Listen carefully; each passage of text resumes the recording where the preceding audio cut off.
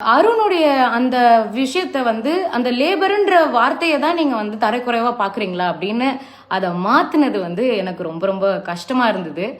ஏன்னா அவர் அந்த மாதிரி அதை சொல்லவே இல்லை. தீபக் வந்து ஓப்பனா லேபருக்கு இவ்வளவு டீ போதும்னு சொல்லி அத்தனை கேமரா முன்னாடி கன்ஃபஸ் பண்ண ஒரு விஷயத்த ஜஸ்ட் லைக் தட் டச் பண்ணிட்டு போயிட்டாங்க.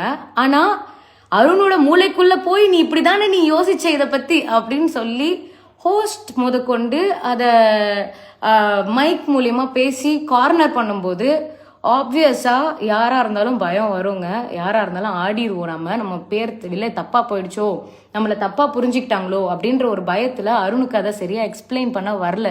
சார், இது ஒரு ஃபேமிலியா நான் பார்த்தேன். இந்த ஃபேமிலிக்குள்ள ரெஸ்பான்சிபிலிட்டிஸ் தான் இருக்கே தவிர ஜாப்ஸ் இல்லை. இந்த ஃபேமிலியை ரன் பண்ண ரெஸ்பான்சிபிலிட்டிஸ் இருக்கு. இந்த ரெஸ்பான்சிபிலிட்டிஸை நாங்கள் ஈக்குவலாக ஷேர் பண்ணணும்னு நினைக்கிறோம் அப்படின்ற பாயிண்ட்டை கரெக்டாக அருணால சொல்ல முடியல. Because he was scared. ஆனால் எனக்கு உண்மையிலே அது ஏன் இதை இவ்வளோ பெருசாக ப்ளோ அப் பண்ணாங்கன்னு எனக்கு புரியல.